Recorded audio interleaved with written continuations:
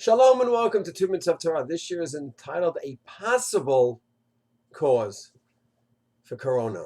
Possible, not a Navi. Don't know if there are any Navim around today that could say we know why God is bringing this to the world, to all the countries, to the people, powerful people, simple people, Israel, everywhere. We don't know. We need Hashem and a Navi to answer that question. But on the other hand, even though we don't know, the Rambam makes it very clear at the beginning of Hilchot Tanit. There's a mitzvah d'oraita when there's a tsar in the community and all the more so around the world. We have a yom of tefillah from the Torah. We have to have a yom of tefillah. We have to blow the chatzot stroke. Of course, why we don't do that today. And part of the Darkei Tshuva is to scream out to Hashem, and we understand that there's something that we did to cause this. So can we really know exactly what we did? We could be fashish b'masav as individuals, as community, as a nation. And at least that process hopefully could be a cathartic one, and maybe we'll hit on the exact cause that Hashem said, that's why I'm doing this, and maybe not, but at least we're involved in the process of tshuva. So whatever I say is speculation. Obviously, we don't know God's ways. On the other hand, the Rambam does tell us we should try to look into ourselves and see. I'm well aware of Dr. Norman Lamb, Rabbi Dr. Norman Lamb's article, The Face of God, where he was very critical 40 years ago of people going ahead and saying, oh, the Holocaust happened because of this, the Holocaust happened because of that, happened because of the Zionists, happened because of the anti-Zionists, happened because of the assimilationists. And he said, whoa. You're going to go ahead and say why God brought about the Holocaust. I understand his reservations for sure. And it's an important article to read on this topic. And he says, Mendechatenu. You want to say Mendechatenu, you're going ahead and saying why they were punished. Mendechatenu means why we are punished. I'm talking about ourselves. I'm talking about ourselves, Klal Yisrael today. And I'm just pointing out a possible area that we need to look into. Does it have anything to do with the virus? I don't know. But something to look into, that's all. The end of Shmuel Bet, there's a Magifa wiping out 70,000 people. Rashi says, I don't know what it came about for. Ramban in Korach says, I have a possibility in Perek Zayin, Pasuk Yud Aleph, I have a possibility of Svara. What was the Magifa about? He says, David is centuries after we came into Israel. Don't forget, you had the book of Yoshua. That was a few years, a couple of decades. It was a short book, 7 years conquest, 7 years dividing up the land. Then Shoftim is 400 years, the book. Then you have Shmuel. And he says, all these years, the Heichal was the place for the Aron. And it moved around, from place to place, sometimes a few years, sometimes more than a few years. Shiloh was there plenty of time. But that was the place where Hashem, so to speak, was housed. And he says, Ramban, there's no hisorus. No one was awakened to say, hey, this isn't nice. The pasuk says, Vasuli Migdash, make a proper Migdash, a proper bayit to Hashem.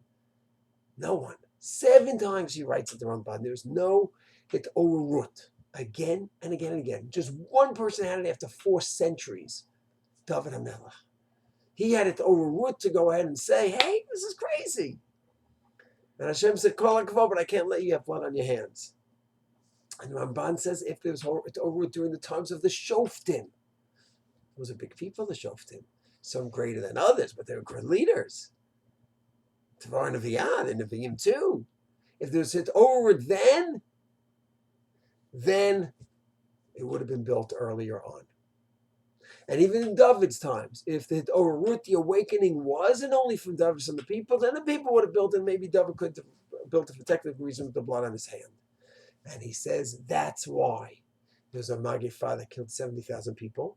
And if you read the closing psukim at the end of Shmuel Bet, the Malach, the destructive agent, was coming to Yerushalayim and was ready to destroy Yerushalayim and approached Har Bayit area.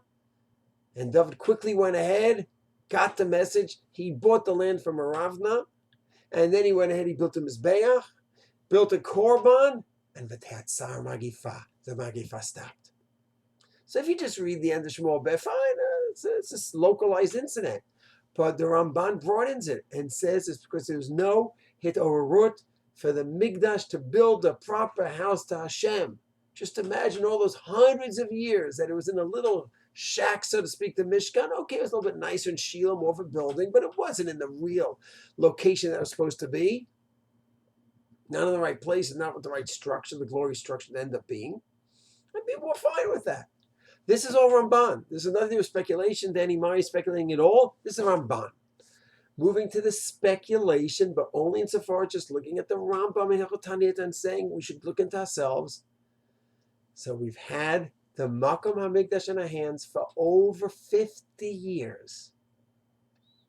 And the response has been, stay away, stay away, stay away, stay away. Stay away from the Har Bayit. Stay away from building the Mikdash. Great rabbis, I don't want to mention any rabbis' names now.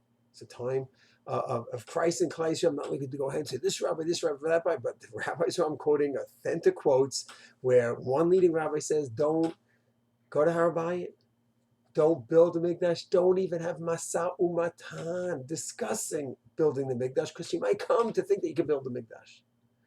Other great rabbis who I love dearly said years ago in the 70s, a few years after we conquered the Har Bayit, give it back to the Arabs. Because since the Jews are going up and they're violating Yisurim, just give it away. Wow. It's serious. Very serious. Do I understand it's a serious problem when people are going into the Dome of the Rock? Yeah, I understand that. But that doesn't mean that's the only response. Doesn't mean there's no problem halachically giving giving up land, the holiest piece of real estate in the world. But that has been the majority reaction to 50 years of access to the possibility of building the Mikdash has been stay away, stay away, stay away, proclamation, proclamation, proclamation. And you have a few lone voices like a Rav Ariel that says, Machon Mikdash, what's with the Mikdash? Why only talk about the Mikdash? And he's like sort of to be an outlier, a maverick. But standard rabbis across Haredi, Datilumi, Sephardic, Ashkenazic, Hasidish, you name it. The majority, stay away, stay away, stay away. And the Ramban said there's no hit over root for centuries, and eventually the Jews are punished for it. No, we don't have hit over root. Hit over root, unfortunately, that we have in our nation is to stay away from it. And just to finish off, we're so much worse than the times of the Shoftim. At least they had the Mishkan. They had Korbanot. And still Ramban says they were wrong. We don't have the Mishkan. We don't have a Mizbeach. We don't have Korbanot.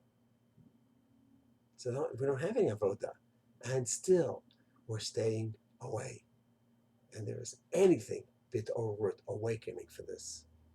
Is this an area that we have to do tshuva on? Something we have to look into. I know all the great rabbis have reasons why Har Bayit you stay away from. And I know the concerns people are going to go in the wrong place. People won't go to the mikveh properly. I understand. But these are all things that are workable, in my opinion. You have to teach the Am where to go, where not to go. And you have to do proper research. Go to the mikveh, teach about mikvahs. And I know building a mikdash is halachas of tumah tahara. Then there's tumah hutrubetziv. There's a lot of factors involved. I understand all of that. I understand the concerns. Still, is it possible that if there was enough hit over root awakening in the nation, then we would go ahead, we would work out all the halachic issues of tumah, tahara, of teaching, we have mass education in all these areas, and hit over root would lead to mass education and a movement to building the Mikdash, bringing korbanos to Kedush over Tara. So, once again, I don't know what the cause of coronavirus is. I'm just pointing out a Ramban that says something about a Magifah thousands of years ago and wondering if it's something